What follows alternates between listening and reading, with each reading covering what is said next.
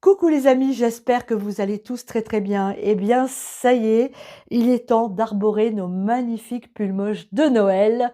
On les met une fois par an, mais quel plaisir à chaque fois de les remettre.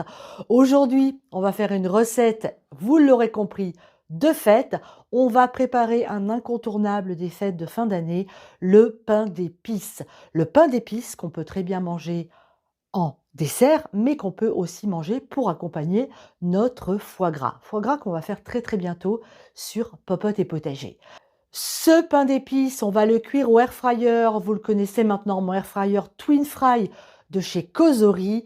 Ce air fryer avec un panier immense de 10 litres qui nous permet de réaliser des plats familiaux, mais qu'on peut également séparer en deux.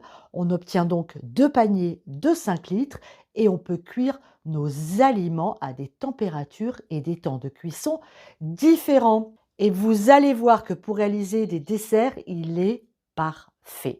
Vous êtes prêts? Allez, c'est parti pour la recette en vidéo. Pour ma recette, il va me falloir de la cassonade, du beurre, du miel, de la farine, du gingembre moulu, du 4 épices, de la levure et je vais utiliser un citron caviar que je vais zester. Mais vous pouvez très bien le remplacer par de l'orange ou de la mandarine. Je commence par mélanger les ingrédients secs, farine et levure. Puis j'ajoute la cassonade et la cuillère de gingembre moulu.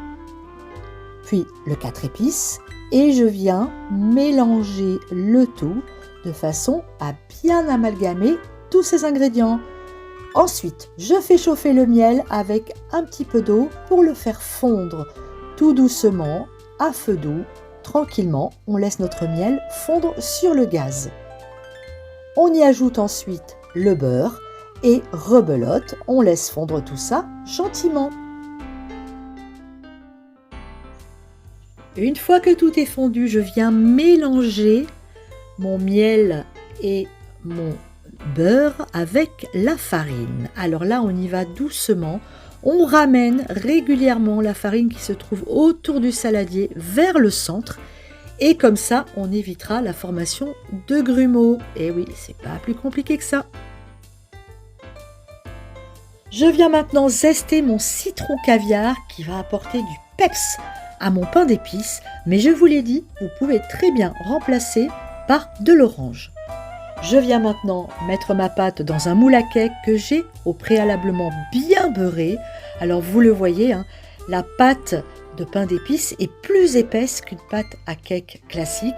Ne vous inquiétez pas, c'est tout à fait normal. Et ben voilà, il est temps maintenant de mettre en cuisson. Je mets donc mon pain d'épices dans mon air fryer que j'allume. Je mets en mode grande zone, hein, j'utilise le grand panier. En mode bake, on est à 160 degrés et on fait cuire 30 minutes pour commencer.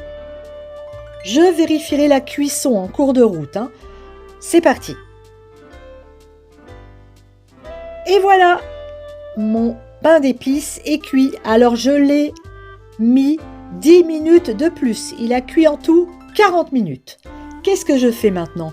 Eh bien, je vais venir verser dessus du miel que j'ai fait fondre. Ça va le lustrer, le rendre brillant et excessivement gourmand. Vous allez voir, ce miel va durcir un petit peu, il va légèrement caraméliser le pain d'épices. Ça va être une merveille. La déco, toute simple, dans les couleurs du pain d'épices. Quelques anis étoilés, de la badiane donc, et on met également un petit bâton de cannelle. Voilà les amis, mon pain d'épices est prêt, il est extrêmement gourmand et on n'a qu'une envie, c'est croquer dedans.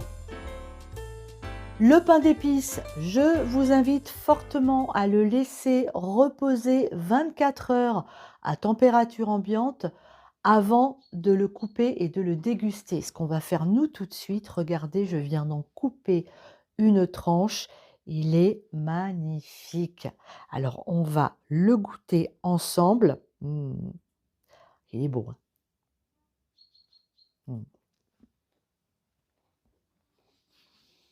Mmh. Il est hyper bon. Le goût de miel et derrière, en arrière-bouche, le petit goût là de zeste de citron caviar, c'est une merveille. Il est délicieux. Je vous invite vraiment à refaire ce pain d'épices chez vous. En plus, c'est des ingrédients qu'on a souvent dans le placard. Il y a même pas besoin de faire de courses. C'est une petite merveille. Vous allez le conserver une grosse semaine, sans souci, hein. Donc vous pouvez le faire une semaine avant les fêtes et vous pouvez également le congeler. Ça se congèle très, très bien le pain d'épices. Comme ça, vous pouvez préparer vos plats à l'avance. C'est toujours un gain de temps qui n'est pas inintéressant. On va se quitter là-dessus pour aujourd'hui. Attention, très bientôt, je vais vous faire une recette avec ce pain d'épices. Donc, restez avec nous, continuez à nous suivre comme vous le faites de plus en plus nombreux. N'hésitez pas à nous laisser un joli pouce bleu. Et puis, bah, nous, on vous embrasse très, très fort. On vous dit à très bientôt. Gros bisous à tous. Et on se retrouve très, très vite pour une nouvelle vidéo. Ciao les amis. Mmh. C'est trop bon.